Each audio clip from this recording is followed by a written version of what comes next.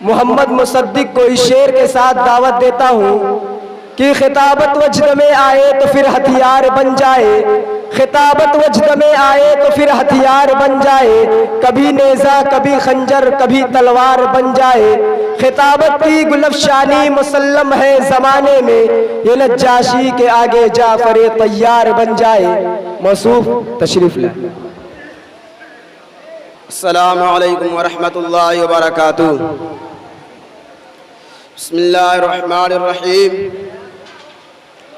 الحمد للہ رب العالمین والصلاة والسلام علی سید الانبیاء والمرسلین محمد وآلہ واصحابہ اجمعین ومن تبعهم بإحسان الی یوم الدین، اما بعد۔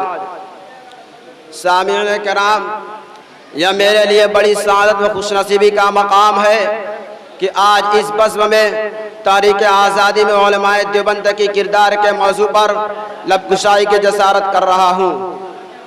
برادران ملت، ہندوستان کی روشن تاریخ گواہ ہے، جب بھی ہندوستان کو خون کی ضرورت پڑی تو سب سے پہلے مسلمانوں نے ہی پیش قدمی کی، اور جب ہندوستان کو سالمیت کا خطرہ لاحق ہوا تو مسلمان آگے بڑھ کر اس کے محافظ و پاسبان بن گئے۔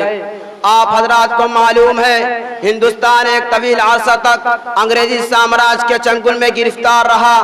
مغلوں کی کمزوری، ملک کی بدامنی اور طوائف الملوکی کی بدولت ہندوستان کو طوق غلامی پہننا پڑا۔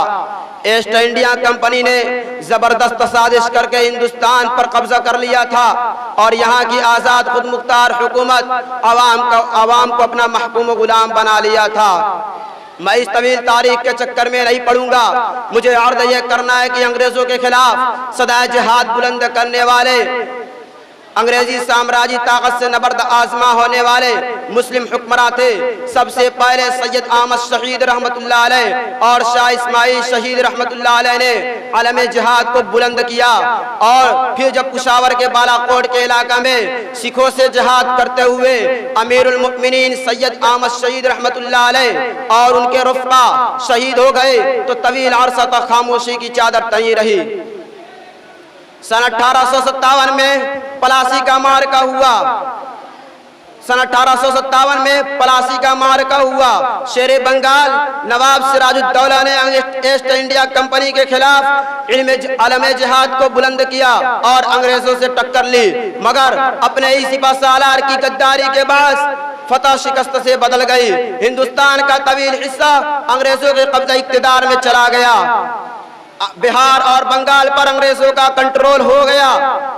پھر جنوبی ہندوستان میں ٹیپو سلطان کی گرج سنائی دیتی ہے۔ اس مرد خدا نے انگریزوں کو ہندوستان کی پاک سرزمین سے باہر نکالنے کا عزم کر لیا تھا، مگر اس کے ساتھ بھی غداری کا معاملہ ہوا۔ اس کے سپہ سالار میر قاسم نے غداری کر کے ہندوستان کو صدیوں کے لیے انگریزوں کی غلامی میں دینے کا راستہ ہموار کر دیا، اور ٹیپو سلطان مادر وطن کی حفاظت کرتے ہوئے میدان جنگ میں شہید ہو گئے۔ ان کی شہادت پر انگریزی افواج کے جنرل نے بڑے فخر سے کہا تھا کہ اب ہندوستان ہمارا ہے۔ برادران ملت، ٹیپو سلطان کی شہادت نے ہندوستان کی آزادی پر سیاہی پھیر دی، پھر بھی آزادی کے متوالے پرچم حریت کو بلند کرتے رہے۔ نواب اودھ واجد علی شاہ کی گرفتاری کے بعد بیگم حضرت محل احمد شاہ ابدالی اور جھانسی کی رانی نے انگریزوں کے سامنے سر جھکانے اور آزادی کا سودا کرنے کے بجائے دیش کی حریت و آزادی پر قربان ہونا گوارا کیا۔ دیش کی حریت و آزادی پر قربان ہونا گوارا کیا۔ تاریخ کے اوراق نے ان شخصیات کو یاد رکھا۔ پے در پے ناکامیوں کے بعد ایک اور جماعت آگے بڑھتی ہے۔ مسجد و محراب کے باشی، تسبیح و امامہ کے رکھنے والوں کی جماعت آگے بڑھتی ہے اور پرچم حریت کو بلند کرتی ہے، اور شمع آزادی کا محافظ و نگہبان مرکز سامنے آتی ہے۔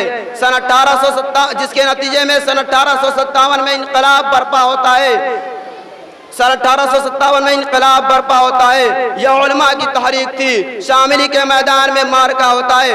ہزاروں حفاظ اور ہزاروں علماء جذبہ جہاد سے سرشار، جوش آزادی سے سرمست انگریزوں کے خلاف سپارہ ہو گئے.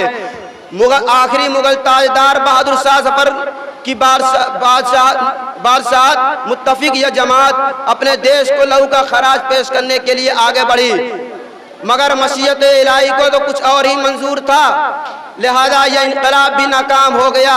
بہادر شاہ ظفر کو گرفتار کر کے رنگور روانہ کر دیا گیا. برادران ملت، بہادر مغل حکومت کا ٹمٹماتا چراغ ہمیشہ کے لیے بجھ گیا. شہزادے اور شہزادیاں قتل کر دی گئیں. ہزاروں علماء کو تحت تیغ کیا گیا. سینکڑوں مسلمانوں کو کالے پانی کی سزا سنائی گئی. ہزاروں مسلمانوں کو برسر عام پھانسی دے دی گئی. انگریزوں نے دہلی کے تخت پر قبضہ کر لیا تھا.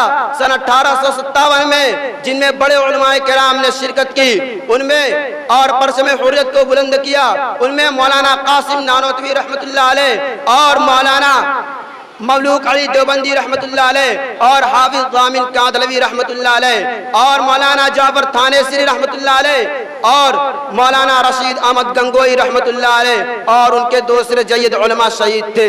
میں اسی چند بات پر اپنی تقریر کو ختم کرتا ہوں. آخر دعوانا الحمدللہ رب العالمین. السلام علیکم.